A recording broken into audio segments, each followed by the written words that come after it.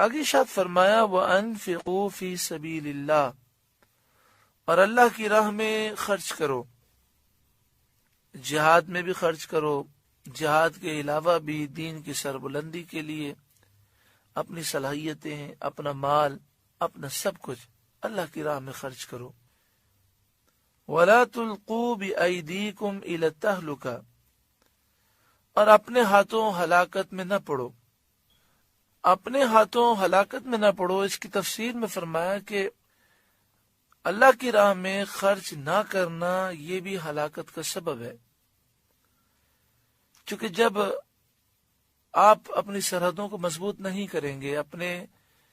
مدارس اور اپنے دارالعلوم اور اپنے ادارے مضبوط نہیں کریں گے، تو پھر اس کے نقصانات آپ کو بھی محسوس ہوں گے اور تباہی آپ تک پہنچے گی۔ اس کے علاوہ جو شخص اللہ کی راہ میں مال خرچ نہیں کرتا اور مال کے حقوق واجبہ ادا نہیں کرتا تو اس کا مال برباد ہو جاتا ہے۔ اسی طرح یہاں یہ بھی مراد ہے کہ فضول خرچی نہ کرو۔ اسی طرح بے ہتھیار میدان جنگ میں جانا، زہر کھانا یا کسی طرح خودکشی کرنا، یہ سب اس آیت کریمہ میں داخل ہیں۔ فرمایا وَلَا تُلْقُوا بِأَيْدِيكُمْ إِلَى التَّهْلُكَةِ، اور اپنے ہاتھوں ہلاکت میں نہ پڑو۔ اسی لیے علماء نے یہ مسئلہ اخذ کیا کہ جس شہر میں وبا پھیل جائے، طاعون پھیل جائے، کوئی باہر ہو تو وہاں نہ جائے، اور اگر جو وہاں رہتا ہے اس کو وہاں سے بھاگنا منع ہے، اللہ کی رضا پر راضی رہے۔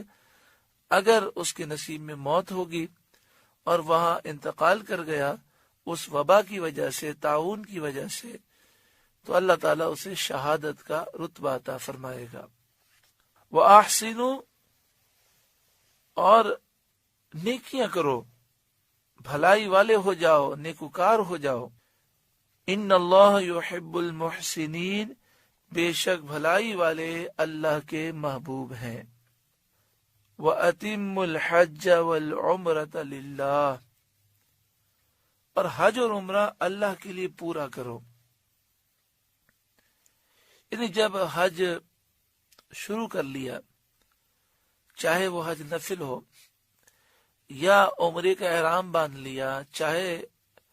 وہ عمرہ فی نفسی اس پر واجب نہ ہو،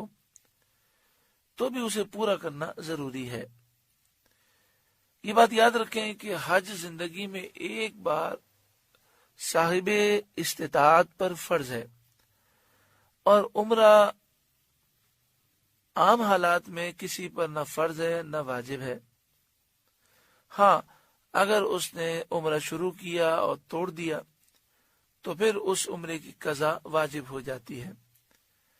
وَأَتِمُّ الْحَجَّ وَالْعُمْرَةَ لِلَّهِ، اور حج اور عمرہ اللہ کے لیے پورا کرو۔ اسی طرح جو شخص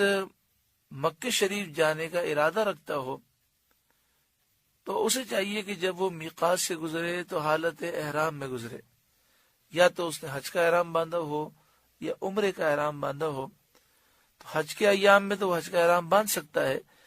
اس کے علاوہ وہ عام دنوں میں جاتا ہے تو اس کے لیے یہی ہوگا کہ وہ عمرے کا احرام باندھ کے جائے، اور اگر وہ میقات کو کراس کر جاتا ہے اور مکے جاتا ہے بغیر احرام کے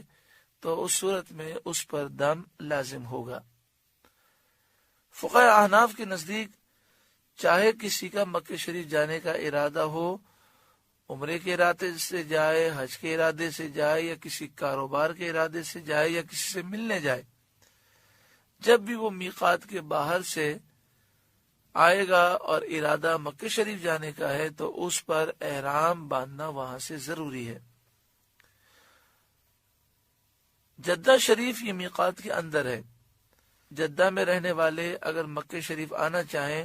تو بغیر احرام کے آنا جانا وہ کر سکتے ہیں، لیکن مدینہ شریف یہ میقات کے باہر ہے۔ تو مدینہ شریف سے جو مکہ شریف آتے ہیں،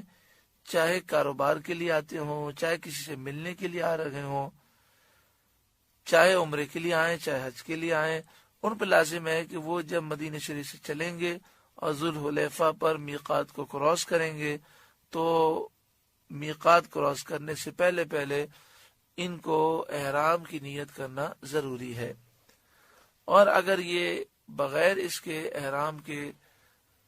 آگے بڑھ گئے، مکہ شریف پہنچ گئے، تو اس صورت میں ان پر ایک دم واجب ہوگا۔ دم کہتے ہیں ایک بکری کا ذبح کرنا حدود حرم کے اندر۔ بکری ہو، بکرا ہو، دمبا ہو، ایک قربان کرنا یہ دم میں ضروری ہوتا ہے۔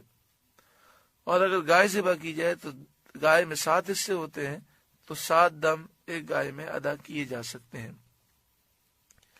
فَإِنْ أُحْصِرْتُمْ فَمَا اسْتَيْسَرَ مِنَ الْهَدْيِ، پھر اگر تم روکے جاؤ تو قربانی بھیجو جو میسر آئے۔ ایک شخص عمرے کا احرام باندھ کر چلا یا حج کا احرام باندھ کر چلا،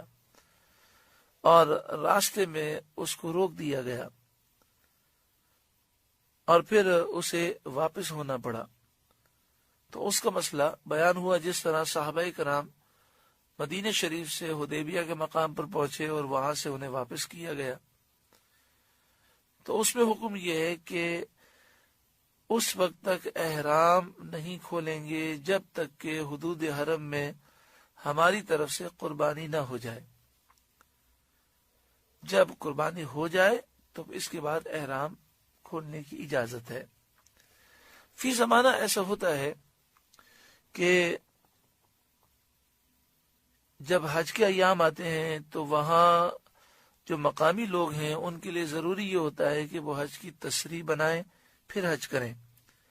اور اگر بغیر تصریح کے وزٹ ویزے پر جو جاتے ہیں یا اقامے پر ہیں یا وہاں کے جو مقیم ہیں وہ اگر بغیر تصریح کے حج کرتے ہیں تو بسا اوقات گرفتار کر لیا جاتا ہے اور بسا اوقات راستے سے واپس کر دیا جاتا ہے۔ تب ایک شخص مثال کے طور پر مدینہ شریف سے وہ چلا، اس کے بعد حج کی تصریح موجود نہیں ہے، وہ وزٹ ویزے پر آیا ہے، اور اسے مکہ شریف سے پہلے کسی چوکی پر روک دیا جاتا ہے اور وہ حالت احرام میں ہے، حج کا احرام اس نے باندھا ہے، اور پھر اسے حج نہیں کرنے دیا جاتا، تو پھر اس صورت میں اس کے لیے حکم یہ ہے کہ وہ قربانی حدود حرم میں بھیجے۔ جب قربانی ہو جائے اس کے بعد وہ احرام کھول دے، یہ اس کا حکم ہے، اور پھر اس پر حج کی قضا بھی واجب ہے، اور چونکہ حج کا احرام باندھا تھا لہذا حج کی قضا بھی واجب ہے اور ایک عمرے کی قضا بھی اس پر واجب ہے۔